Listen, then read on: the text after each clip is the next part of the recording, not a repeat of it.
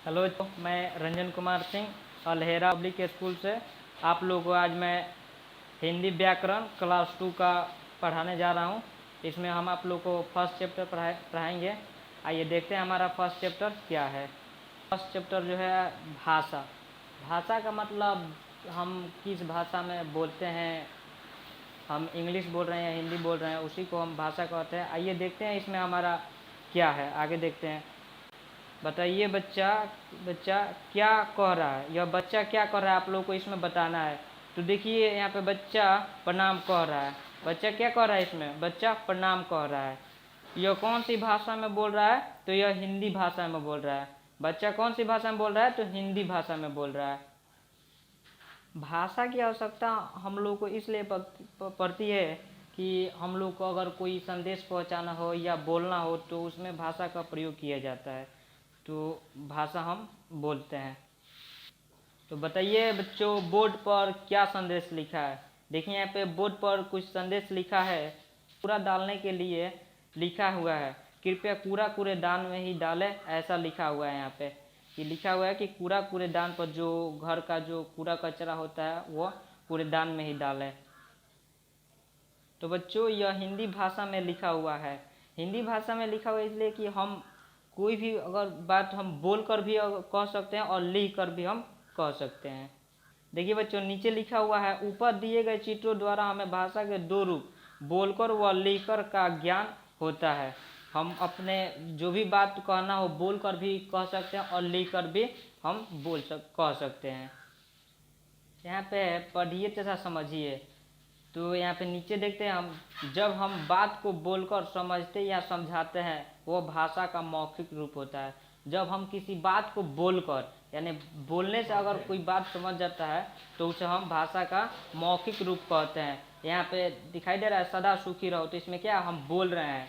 यहाँ पर भी है राम राम, तो यहाँ पे तोता बोला है राम राम, तो बोलने को ही यहाँ मौखिक भाषा कहा जाता है।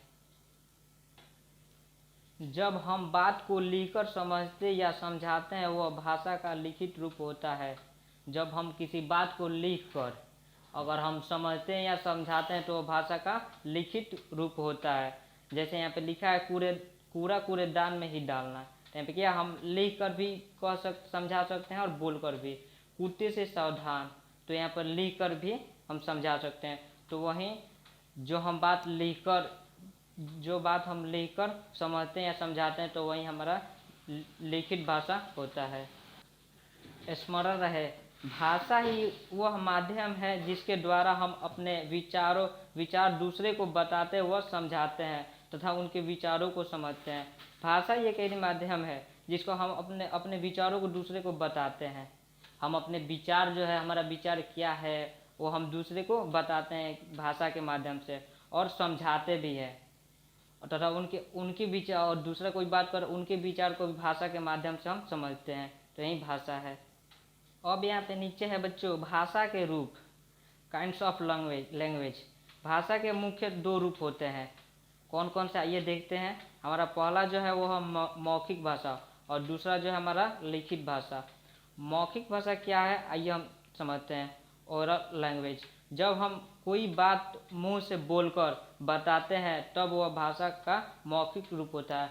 जब हम कोई बात अपने मुख से बोलकर जब हम किसी को कुछ बताते हैं तो हमारा मौखिक रूप होता है। और सेकंड देखते हैं लिखित भाषा, रिटन लैंग्वेज, जब हम कोई बात लिखकर बताते हैं तथा वह भाषा का लिखित रूप होता है। जब हम किसी बात को भी अगर लिख कर किसी को बताते हैं तो भाषा का लिखित रूप होता है, वही लिखित भाषा होता है। आइए बच्चों देखते हैं अभ्यास कार्य। पहला में निम्न चित्रों में भाषा का रूप बताइए। इसमें हमको क्या करना है, भाषा का रूप बताना है। ये मौखिक है कि लिखित है। तो इसमें देखिए बच्चा क्या कर रहा है, बच्चा सुन रहा है। तो सुनना क्या हुआ, ये मौखिक हमारा हो जाएगा। सुनना जो हमारा मौखिक हो जाएगा, तो इसीलिए मौखिक को हम टिक मार देंगे। अब इसमें देखिए, अब इसमें मंत्री जी क्या कर रहे हैं, इसमें भी मंत्री जी बोल रहे हैं, बोलिए कर संबोधित कर रहे हैं। तो ये भी हमारा मौखिक हो जाएगा, इसमें टिक मार दिए हैं।